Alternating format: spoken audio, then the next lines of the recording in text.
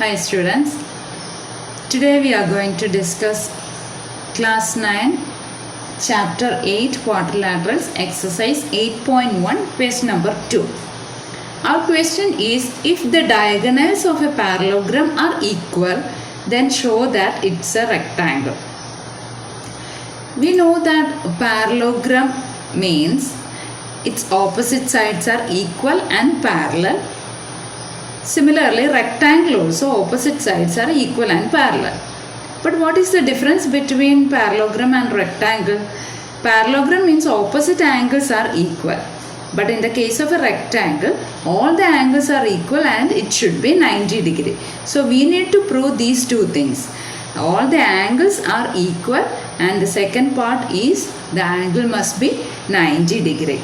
So for proving that, here the figure is not given, so we have to draw the figure and name it as ABCD. We are using congruence only for proving this one, and for proving the first part, that means adjacent angles are equal, we have to take two triangles, and first I am taking this triangle and triangle ADC, and another one is triangle BDC.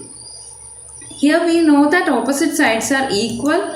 So first part we can write AD equal to BC. Second one CD equal to DC because they are common for both the triangles.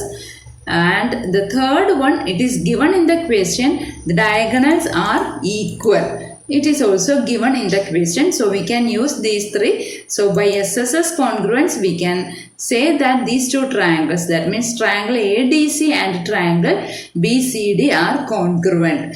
From this, we can take the corresponding parts also. Here, I am taking angle D and angle C. Look at the figure, you can easily find out it. Angle D and angle C are equal, or angle ADC equal to angle BCD. They are corresponding parts, so they are also equal.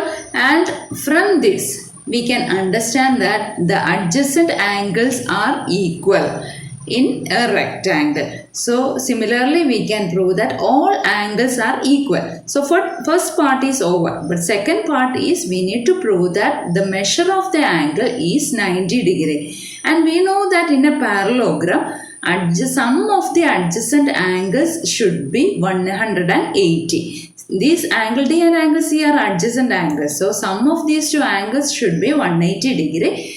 And from the previous step, we know that these two angles are equal. So 90 and 90, after adding, we will get 180. That means each angle should be 90 degree. Hope you got the concept. Thank you.